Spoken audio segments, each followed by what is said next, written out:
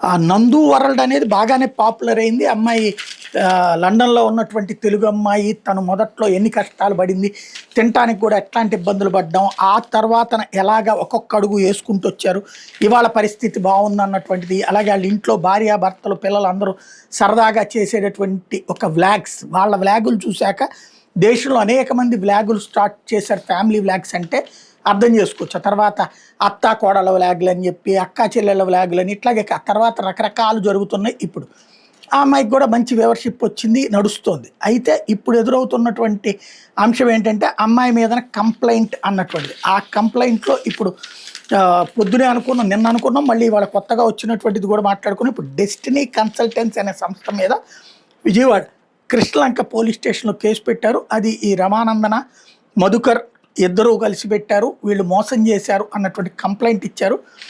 వాళ్ళ ఫాదర్ మధుకర్ వాళ్ళ ఫాదర్ మీద కంప్లెయింట్ పెట్టారు. ఇప్పుడు ఆ కేసు నమోదు చేసి విచారిస్తున్నారు పోలీసులు. మరి పెట్టిన వాళ్ళకి తప్ప, అమ్మాయి చెప్పినట్టు అమ్మాయి ఏమో కంప్లెయింట్ తమ మీద పెట్టే వాళ్ళకి తప్పు అంటోంది. వాళ్లే తప్పు చేసి మేము ఒక ముగ్గురిని పంపించేసాం, ఆ ముగ్గురు కలిసి మోసం చేస్తున్నారు అంటోంది. పోలీసులు సమగ్రమైన దర్యాప్తు చేసి ఏది లెక్క తేలుస్తారు చూడాలి. ఎందుకంటే ఆల్రెడీ అమ్మాయి చిరంజీవి సినిమాలో కూడా నటించింది కాబట్టి, చిరంజీవి గారి తమ్ముడు పవన్ కళ్యాణ్ ఇక్కడ డిప్యూటీ సీఎంగా ఉన్నాడు కాబట్టి, ఏదైనా తేడా అమ్మాయికి జరిగితే ఊరుకోరు, సహజంగా అండగా నిలబడతారు. అమ్మాయి తప్పు చేస్తే వీళ్ళేమీ వదిలిపెట్టమని చెప్పరు, శిక్షించమనే చెప్తారు. కాబట్టి ఏం జరుగుతుందో చూద్దాం.